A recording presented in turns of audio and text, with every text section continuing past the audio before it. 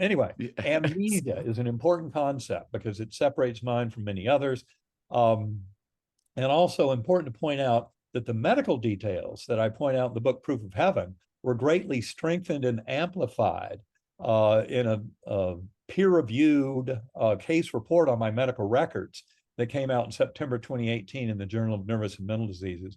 And the 3 doctors who wrote that report, not involved in my care, but fascinated by my recovery, made the point that my brain was far too incapacitated for you to expect any kind of dream or hallucination to come out of it. That's what haunted me after my own story, after it happened. And then when I went back to investigate in the months after my coma, it didn't line up. I mean, neuroscience tells us all these things about the neocortex and its relationship to consciousness.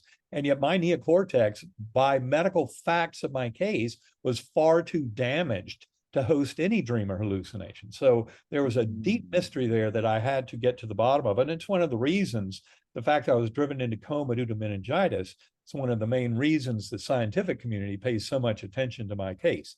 And then, of course, the other big point they made is my recovery is really unprecedented. Now, for most people in medicine, they can't really know that. They can't tell that from reading these medical details.